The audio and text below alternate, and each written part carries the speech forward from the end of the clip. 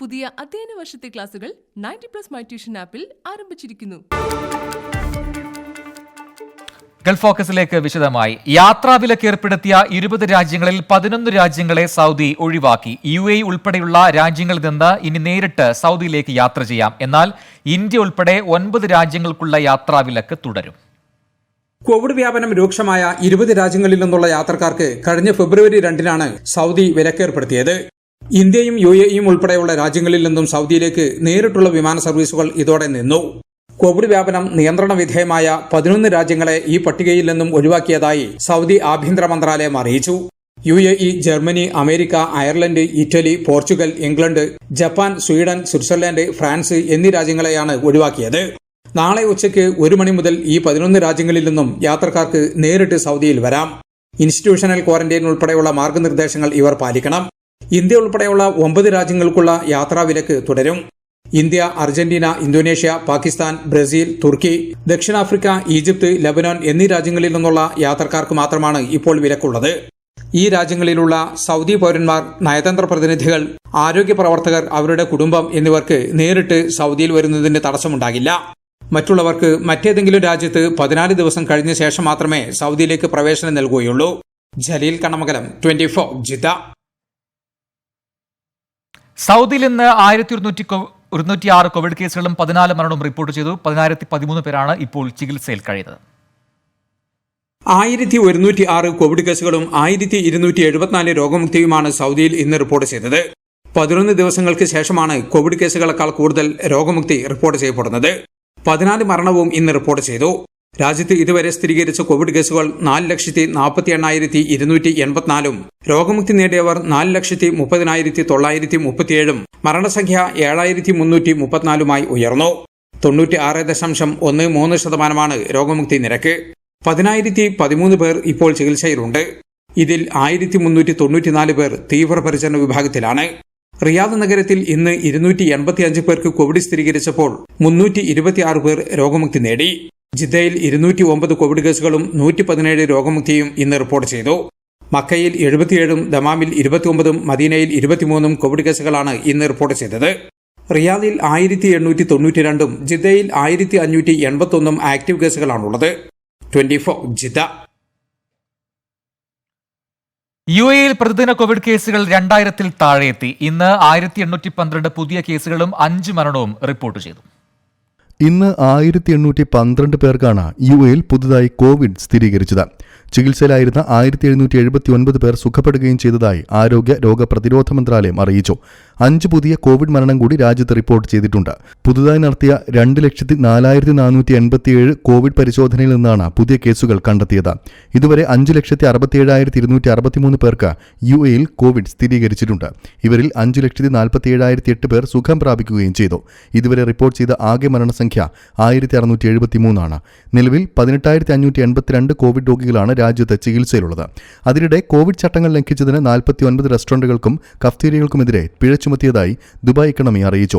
നിയമലംഘനങ്ങൾ ശ്രദ്ധയിൽപ്പെട്ടാൽ അറിയിക്കണമെന്ന് അധികൃതർ പൊതുജനങ്ങളോട് നിർദ്ദേശിച്ചു. 24, ദുബായ്.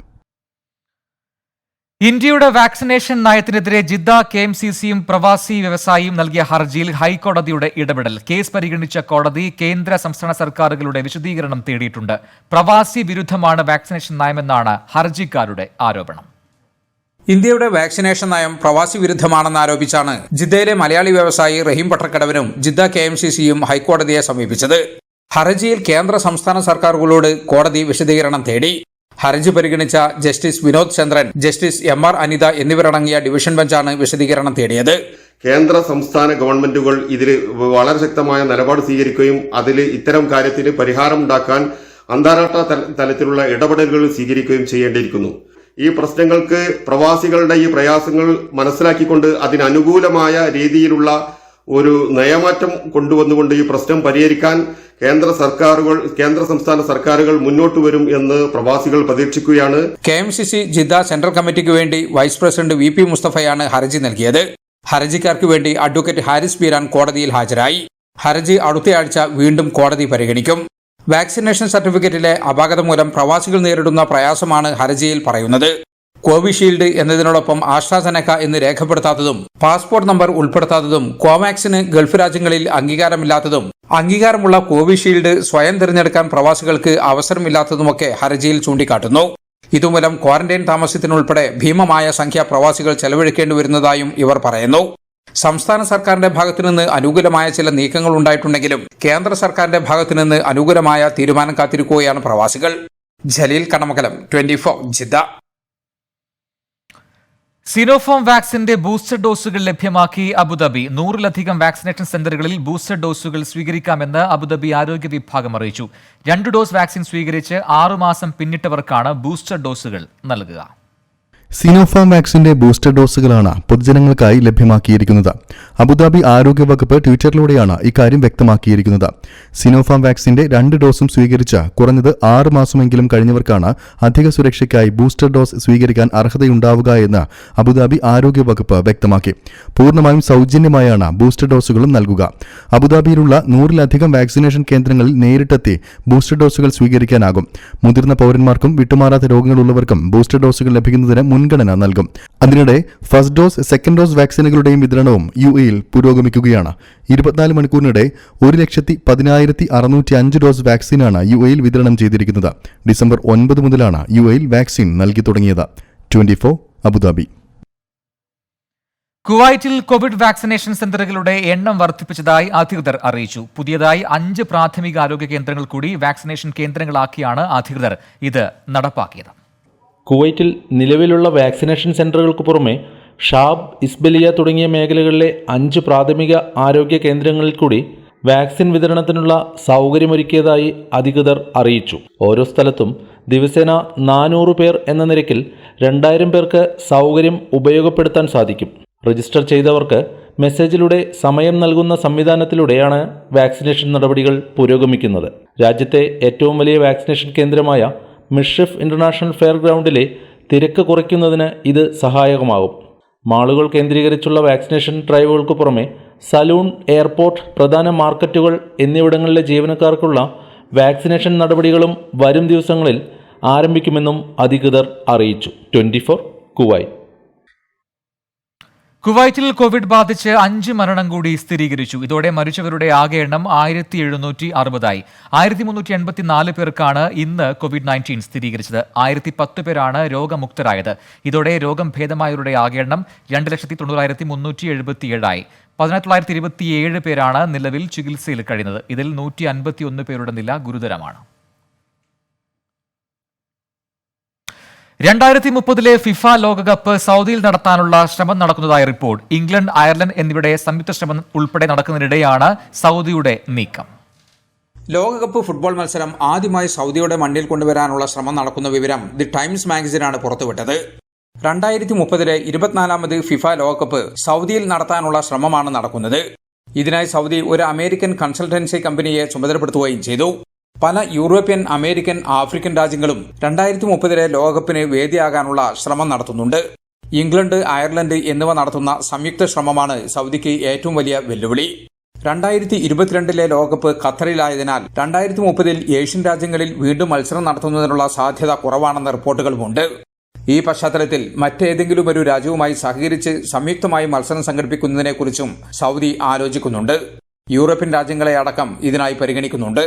സ്പാനിഷ്, ഇറ്റാലിയൻ സൂപ്പർ കപ്പുകൾക്ക് വിജയകരമായി വേദിയൊരുക്കിയ പരിചയസമ്പത്തുമായാണ് സൗദിയുടെ ശ്രമം നടക്കുന്നത്. ഫിഫ ലോകകപ്പിൽ 5 തവണ ഇതുവരെ സൗദി ഭാഗമായിട്ടുണ്ട്. 1994, 98, 2002, 2006, 2018 വർഷങ്ങളിലാണ് ലോകകപ്പിൽ സൗദി കളിച്ചത്. 2 വർഷത്തിലൊരിക്കൽ ഫിഫ ലോകകപ്പ് സംഘടിപ്പിക്കണമെന്ന ആവശ്യം സൗദി ഫുട്ബോൾ ഫെഡറേഷൻ ഫിഫയുടെ മുന്നിൽ വച്ചിരുന്നു. ഇതു സംബന്ധമായ പഠനം നടന്നുവരികയാണ്.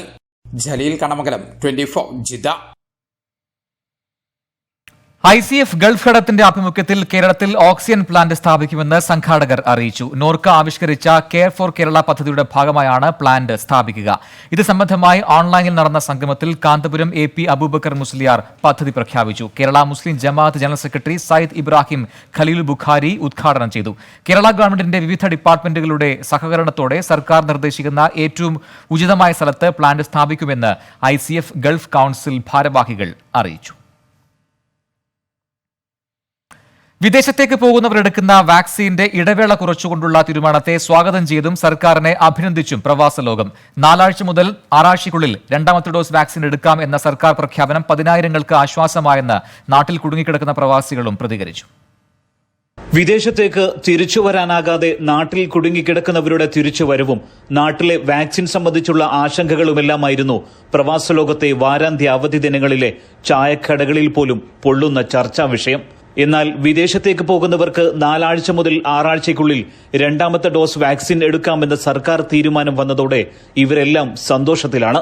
നാട്ടിൽ കുടുങ്ങിക്കിടക്കുന്ന ഉറ്റവർക്കും ഉടയവർക്കും ഉടൻ 2 വാക്സിൻ പൂർത്തിയാക്കി തങ്ങളുടെ അരികത്തേക്ക് എത്താനാകുമല്ലോ എന്ന ആശ്വാസം.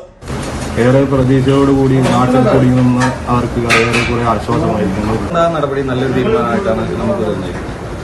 തീരുമാനം വളരെ സ്വാഗതമാണ്. നാട്ടിൽ കുടുങ്ങിക്കിടക്കുന്ന കുറെ പേർക്ക് ഇതൊരു നല്ലൊരു പ്രയോജനപരമായിട്ടുള്ള ഒരു കാര്യമായിരിക്കും. അതിനെക്കുറിച്ച് നല്ലൊരു അഭിപ്രായമാണ്. വളരെ നല്ല തീരുമാനം.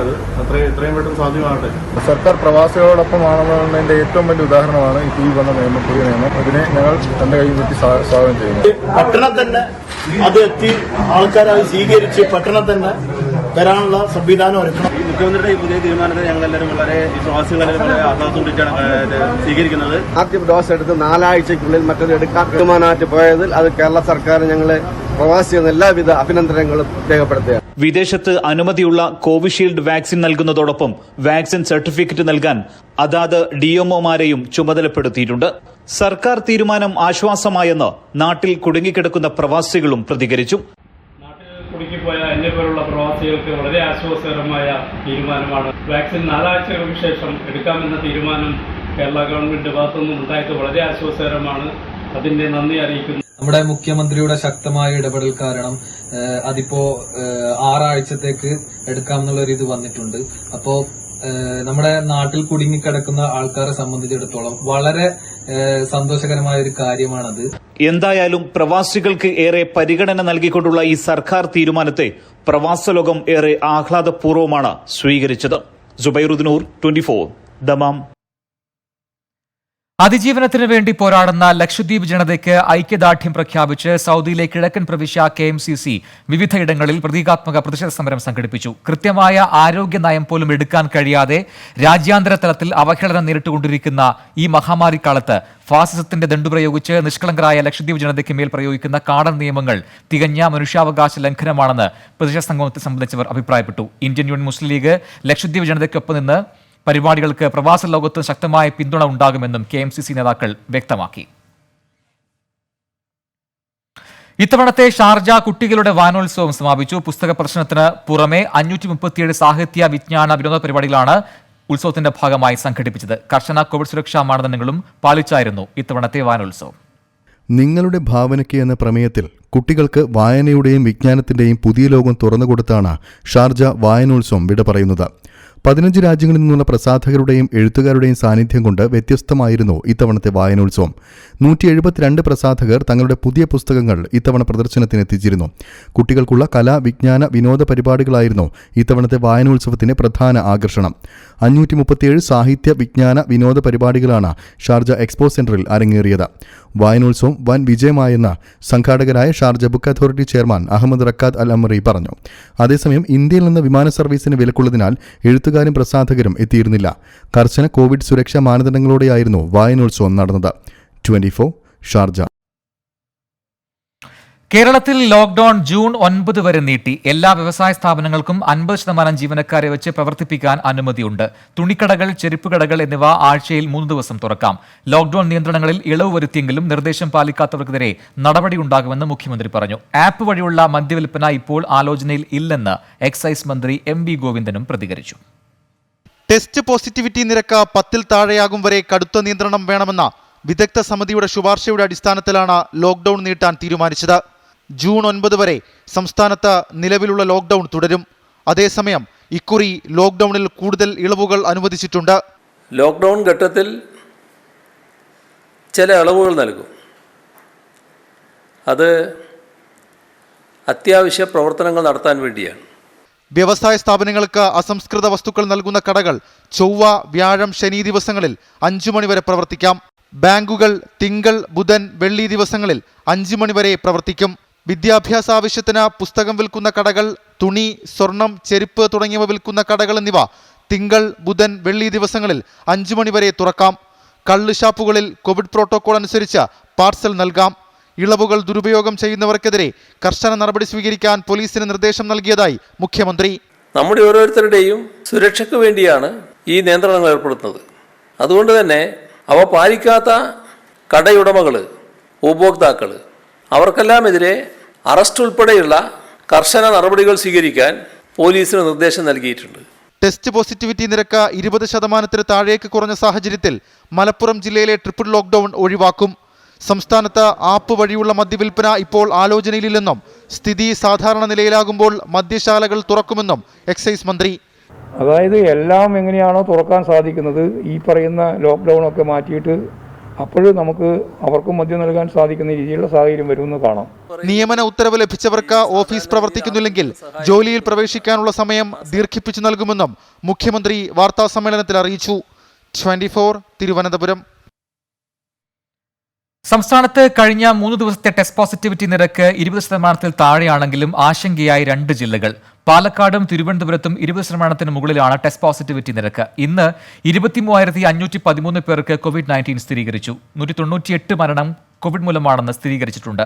കേരളത്തിലെ വാക്സിൻ നിർമ്മാണത്തിനായി ദീർഘകാലാടിസ്ഥാനത്തിൽ പദ്ധതികൾ ആവിഷ്കരിക്കുമെന്ന് മുഖ്യമന്ത്രി ഇന്ന് വ്യക്തമാക്കി.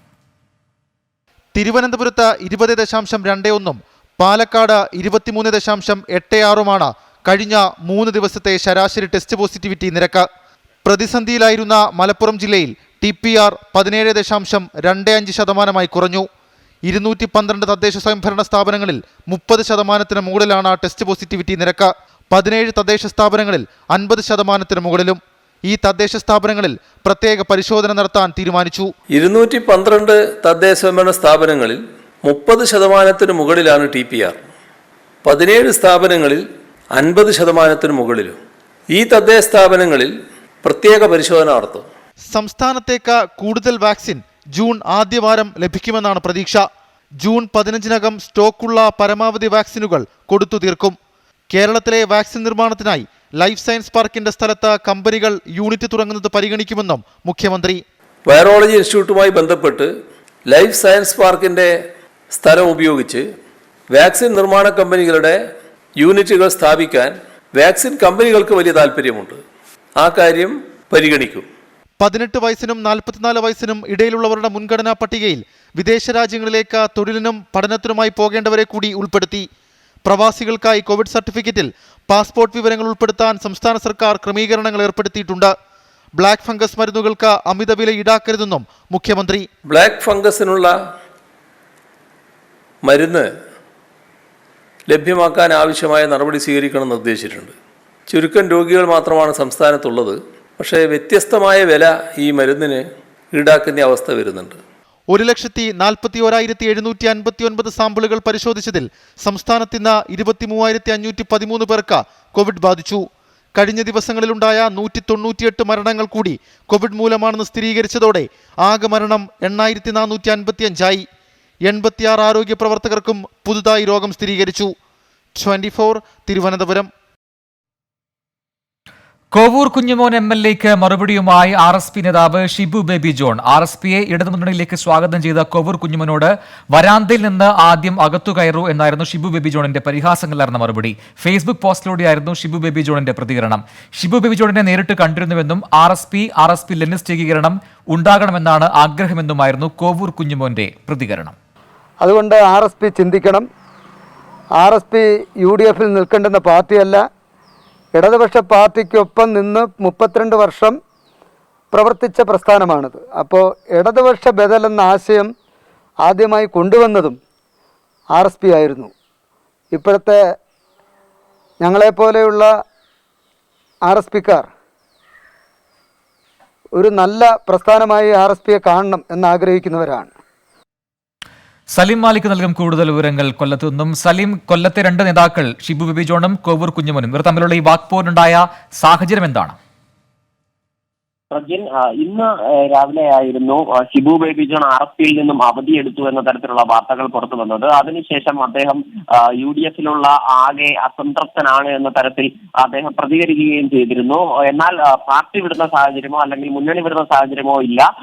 എങ്കിൽ പോലും ഈ കോൺഗ്രസിന്റെ ഉൾപ്പെടെ തീരുമാനങ്ങൾ എടുക്കുന്നതിൽ വൈകുന്നത് വലിയ ആശങ്കയ്ക്കും ആശയക്കുഴപ്പത്തിനും ഇടയാക്കുന്നുവെന്നും ഷിബു ബേബി ജോൺ പ്രതികരിച്ചിരുന്നു. ഒപ്പം തന്നെ ദീർഘനാളത്തേക്ക് പാർട്ടിയിൽ നിന്നും അവധിയും എടുത്തിരുന്നു. ഇതിന് തൊട്ടു പിന്നാലെയാണ് കോവൂർ കുഞ്ഞുമോൻ RSPയെ ആകെ ഇടതുപക്ഷത്തേക്ക് ക്ഷണിച്ചത്. RSP ലെനിസ്റ്റ് പാർട്ടി അംഗവും കുന്നത്തൂർ MLAയുമായ കോവൂർ കുഞ്ഞുമോൻ RSPയെ ആകെ ഇടതുപക്ഷത്തേക്ക് ക്ഷണിച്ചിരുന്നു. എന്നാൽ അതിന് പരിഹാസം കലർന്ന മറുപടിയാണ് ഷിബു ബേബി ജോൺ നൽകിയത്. ഫേസ്ബുക്ക് പോസ്റ്റിലൂടെ കുഞ്ഞുമോൻ ഇപ്പോഴും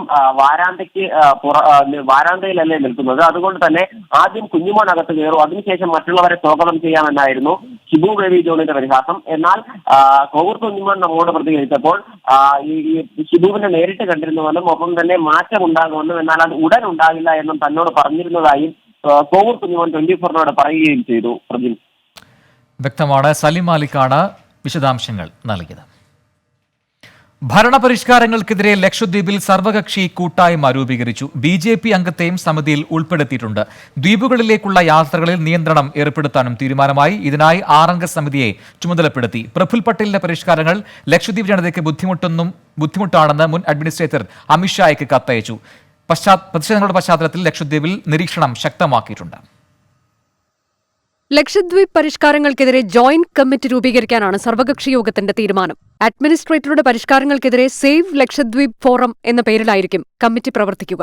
ദ്വീപിലെ നേതാക്കളായ പൂക്കുഞ്ഞി തങ്ങൾ, UCK തങ്ങൾ എന്നിവർക്കായിരിക്കും കമ്മിറ്റിയുടെ നേതൃത്വം. ദ്വീപ് ജനതയ്ക്ക് വേണ്ടാത്ത പരിഷ്കരണ നടപടികളിൽ നിന്ന് അഡ്മിനിസ്ട്രേറ്റർ പിന്മാറണമെന്ന് യോഗം ആവശ്യപ്പെട്ടു. അഡ്മിനിസ്ട്രേറ്ററുടെ വിവാദ നടപടികളിൽ ലക്ഷദ്വീപിൽ പ്രതിഷേധം വർദ്ധിക്കുമെന്നാണ് ഇന്റലിജൻസ് റിപ്പോർട്ട്. തീരമേഖലയിൽ സുരക്ഷ വർദ്ധിപ്പിക്കാൻ ലക്ഷദ്വീപ് ഡെവലപ്മെന്റ് കോർപ്പറേഷൻ ഉത്തരവിട്ടിട്ടുണ്ട്.